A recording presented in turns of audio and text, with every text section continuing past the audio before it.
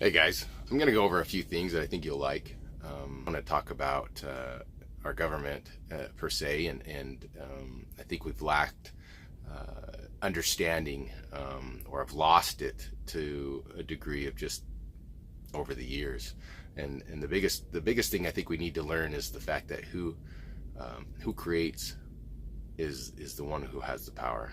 You know, he who creates controls. And so if we can take that concept in this moment and start realizing a few things, as I created a timeline over here, and I kind of want to go over it and give you an idea of where the power lies within the country, and why it is. And there's no reason for us to even have a second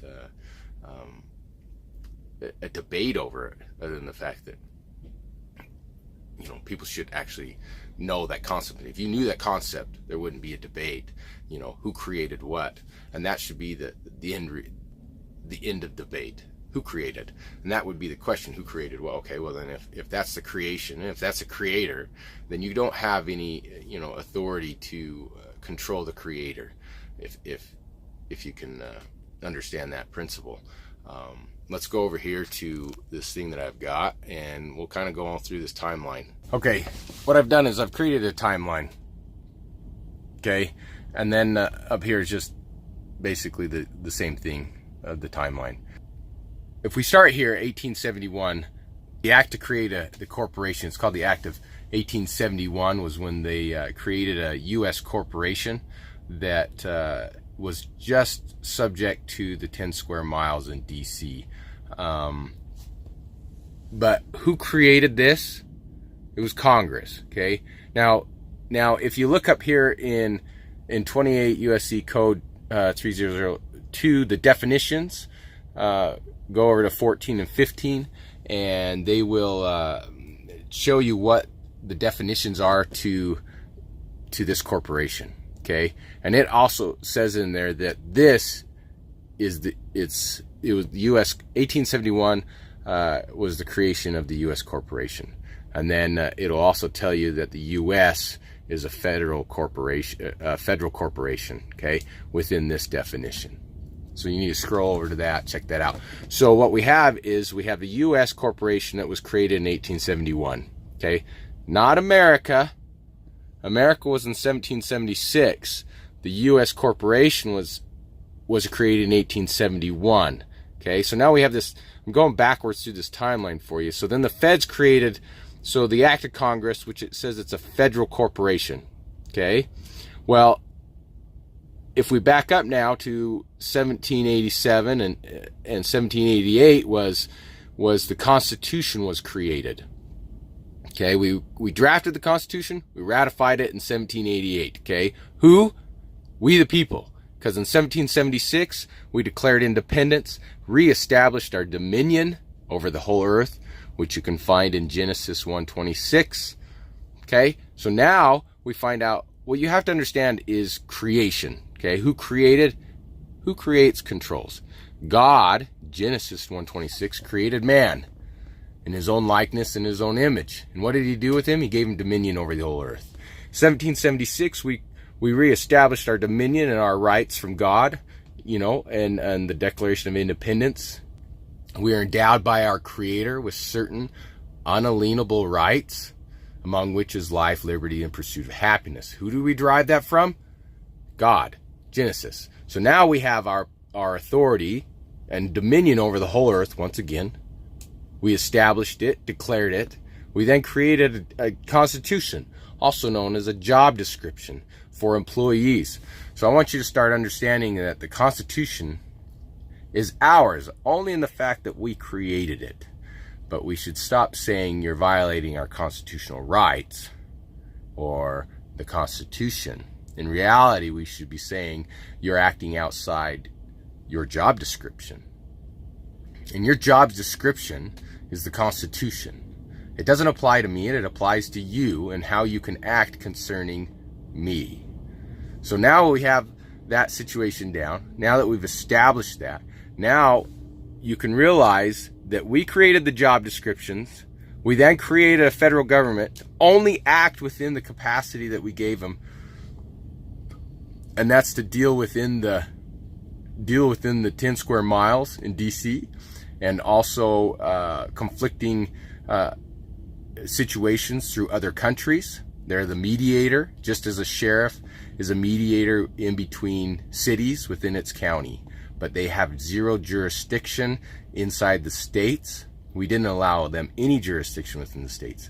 Now they're designed to, we gave them permission to, one of their creation was that the states would play nice to each other, basically, if you can look at it that way, that if one state gets upset in another state, we have a mediator. We created the feds. Other than that, they have zero opinion. And we told them that they have zero opinion. We created them and we gave them their job description. Okay, they can't go outside that job description without falling into the situation where now they become agents unto themselves and criminals. So they need to be treated as such. If they start acting outside the boundaries, the feds and even the states are bound by the job description. Okay, we created this, and then we created this so that we would be left alone, that we could live by the dictates of our own conscience. Anyways, so if you look at all that, now what we did is then we created a sheriff within these lines. Okay, the sheriff was created to ensure that these guys don't step out of line, that the state government doesn't step out of line and get out of their box and stops listening to their job description. The federal government, the sheriff's job alone is to protect the people within his jurisdiction from the state corporations, the state government, the federal government. That is his job alone. His job is not to enforce their color of laws and their inner business policies. They are to adhere to the Constitution, and any time that they act outside the Constitution, it is the sheriff's job to put them back in their place. Anyway, so I want you to take this information, I want you to study it and kind of go over it, and I want you to start looking at the Constitution as not ours, other than the fact that it is ours because we created it, but it is a job description for our employees to follow within. Anytime they act outside that job description, they violate. They had to enter into this job description under oath and affirmation, which then